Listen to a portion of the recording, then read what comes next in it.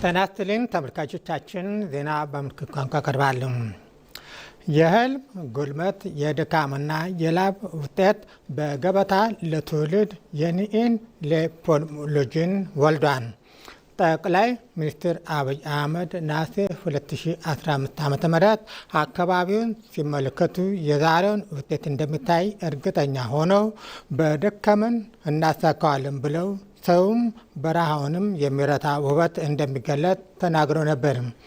ጥቅጥቅ ብሎ የበቀለውና ለየት ያለ ቅርጽ ያለው የፖልም ጫካ የአካባቢ የሚፈልሰውን የፈጥረተ ፍል ውሃ፣ ውብ ተራራዎች፣ ልዩ የሳር ዝርያዎች ለሺህ ዓመታት የቆዩት ድንቅ ሀብቶች መሆናቸውን ተጠቅሟል።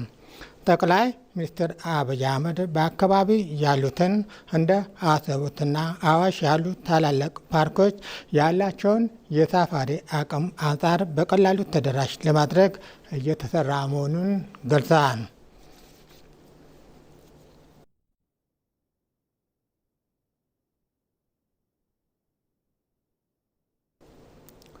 የአፋር ክልል ርዕሰ መስተዳደር አወል አርባ የኒኢን ሌፖልሙሎጅን ለክልሉ ትልቅ የልማት ሐውልት ነው አሉ።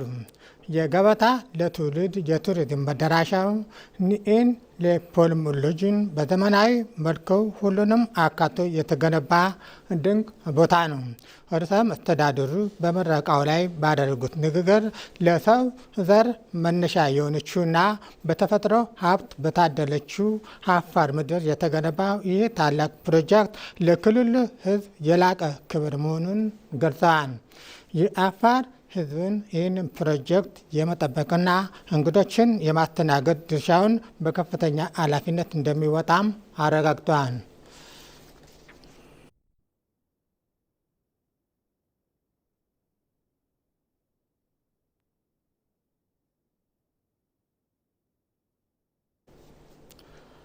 ምክትል ጠቅላይ ሚኒስትር ተመስገን ጥሩነህ ባህር ዳር ከተማ እየተከናወኑ ያሉ ግዙፍ የልማት ፕሮጀክትን ጎብኝተዋል። ምክትል ጠቅላይ ሚኒስትር ተመስገን በከተማዋ እየተከናወኑ ያሉ የኮሪደር ልማት፣ የመንገድ መሰረተ ልማትና የአየር መንገድ ፕሮጀክቶች የተመለከቱ ሲሆን የከተማውን ውበትና የትራፊክ ፍሰትን ለማሳለጥ የሚሰሩ ስራዎች በጥሩ አፈጻጸም ላይ እንደሚገኙ ገልጸዋል። ከ1.8 ቢሊዮን ብር በላይ በጀት ተመድቦለት ግንባታው የተጀመረው የባህር ዳር የአብራሪዎች ማሰልጠኛ ትምህርት ቤት ፕሮጀክቶች አንዱ ሲሆን ዘመናዊ የመማሪያ ክፍሎች፣ የመኖሪያ ህንፃዎች፣ የስፖርት ማዘውተሪያዎች ያካተተው ይህ ማሰልጠኛ በሚቀጥለው ወር ተጠናቆ ስራ እንደሚጀምር ተጠብቋል ተብሏል።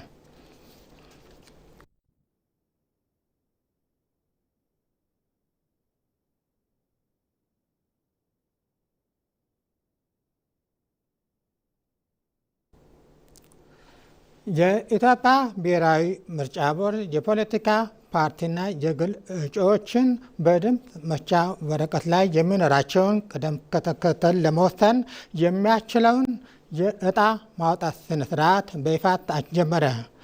ቦርዱ ለተፎካካሪ የፖለቲካ ፓርቲዎች የመጀመሪያውን 30 በመቶ የመንግስት ድጋፍ ማከፋፈሉን ገልጿል። በዚህ መርሃ ግብር ላይ የእጣ አወጣጡን ሂደት በሚመለከት በተዘጋጀው መመሪያ ላይ ገለጻ ከተደረገ በኋላ እጣ የወጣ ሲሆን በስነ ስርዓቱ ላይ የተለያዩ የፖለቲካ ፓርቲዎች ተወካዮች ተገኝተዋል። የቦርዱ ዋና ሰብሳቢ ሚላትወርቅ ኃይሉ በፕሮግራሙ መክፈቻ ላይ ባደረጉት ንግግር ከየካቲት 28 ቀን ጀምሮ የመራጮች ምዝገባ በሀገር አቀፍ ደረጃ መቀጠሉን ገልጸዋል።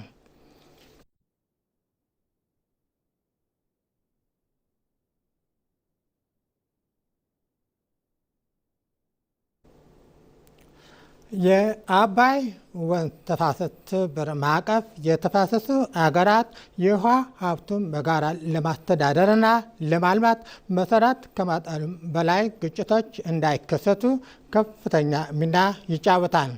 የውሃ ዲፕሎማሲና ክልላዊ ትብብር፣ ዘላቂ ውሃ እንዲሁም ኤነርጂ ልማትና አያያዝ በሚል መሪ ሀሳብ የውሃ ዲፕሎማሲ ኮንፈረንስ በቢሾፍቱ እየተካሄደ ነው። በኮንፈረንሱ ላይ የተገኙት የውሃና ኤነርጂ ሚኒስትር ዶክተር ኢንጂነር ሀብታሙ ኢተፋ ዓለም በተፈጥሮና ሰው ሰራሽ ችግሮች ሳቢያ የውሃ ሀብት እጥረት እየገጠማት መሆኑን ጠቁመዋል። በተፋሰሱ ሀገራት ሚኒስትሮችና ፖሊሲ አውጪዎች መካከል የሚደረገው ይህ ምክክር ቀጠናዊ ትብብር በማጠናከር ዘላቂ የውሃና ኤነርጂ ልማት መፍትሄ ያመጣል ተብሎ ይጠበቃል።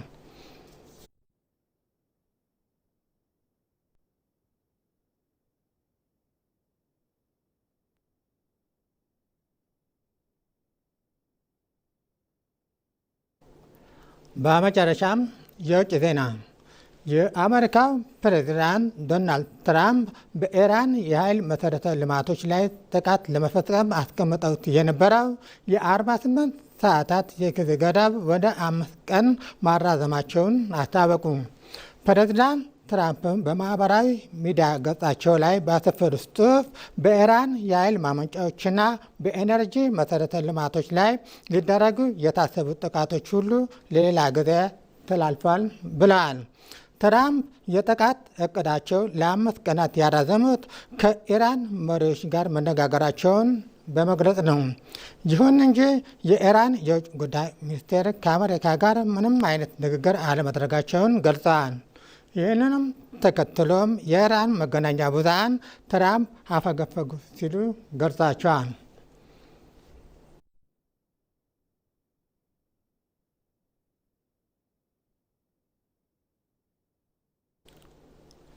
ዜናው አበቃ። ከቀሪ ፕሮግራሞቻችን ጋር መልካም ቆይታ